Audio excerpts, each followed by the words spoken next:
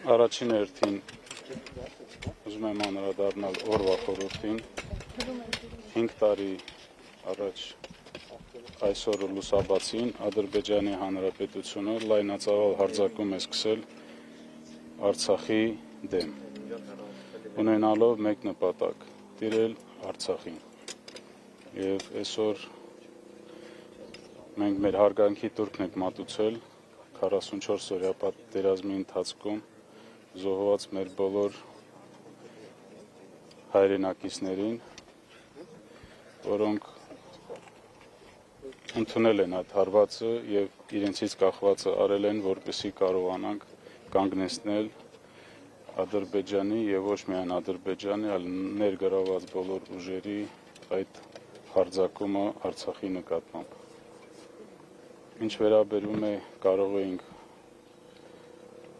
կանգնեցնել կամ խուսափել այդ պատերազմից, մենք տարիներ շարունակ տեղյակ եք, որ ձևավորված եղել Մինսկի խումբ, որը զբաղվում էր այդ հակամարտության կարգավորմամբ եւ տարիներ շարունակ լսում ենք վստահություններ, որ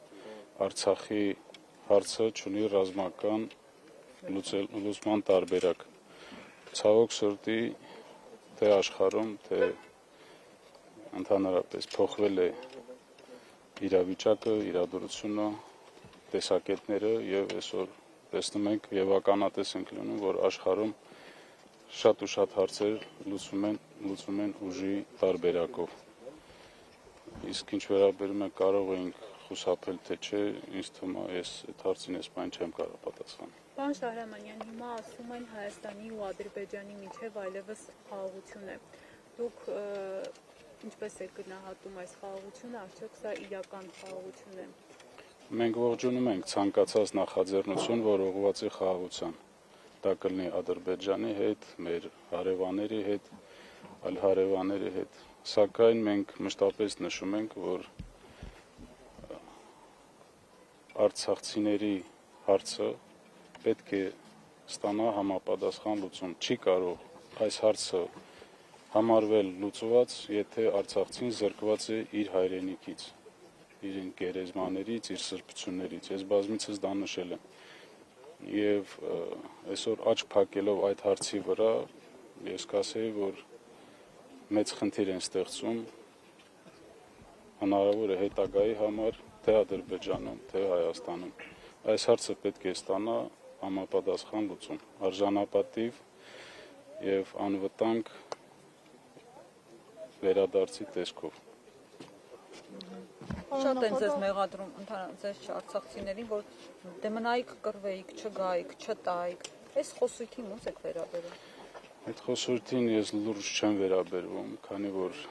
նման արտահայտություն անող մարդիկ չեն կարող իրանց լուրջ ազնվորություններ համարեն։ 2020 թվականի պատերազմից հետո ստեղծված իրավիճակում Հայաստանի Հանրապետության, Ադրբեջանի Հանրապետության, Ռուսաստանի Դաշնության նախագահները ստորագրել են մի փաստաթուղթ, որով դադարեցրել են ռազմական գործողությունները։ Եվ եթե հնարավոր էր շարունակել պայքարը, տրամաբանական է, որ դա պետք է շարունակվեր 2020 թվականին։ 2020 թվականից հետո մենք ունեցել ենք մի իրավիճակ եւ Ադրբեջանին փոխանցվել են շրջաններ Արցախի շուրջ, փոխանցվել են ռազմական մեծ նշանակություն ունեցող դիրքեր, Ստեփանակերտի վերևում Շուշիում տեղակայված էր Ադրբեջանի զորքերը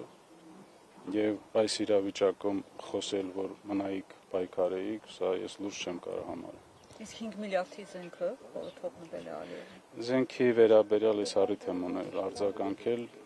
այս բան նպատակահարմար չեմ գտնում։ Ժամանակը կգա, կխոսենք դրա մասին, տեղյակ եք, որ հարուցված է համապատասխան քրեական գործ եւ այդ շրջանակներում ես նաեւ հրավիրվել եմ որպես վկա հարցաքննվելու եւ բոլոր պատասխաններս ես այնտեղ հնչեցրել եմ։ Նախագահ, դուք 44-օրյա պատերազմին չեք նախագահել, բայց այդուամենայնիվ ուժային կառույցի ղեկավար եք եղել։ Այդ տարիներին պատերազմի ընթացքում ներողություն կար, տպավորություն կարծիք, որ հանգուցալուծում այսպեսին պիտի լինի։ Ես պատերազմի ընթացքում ուժային կառույցի ղեկավար չեմ եղել։ Ոչ,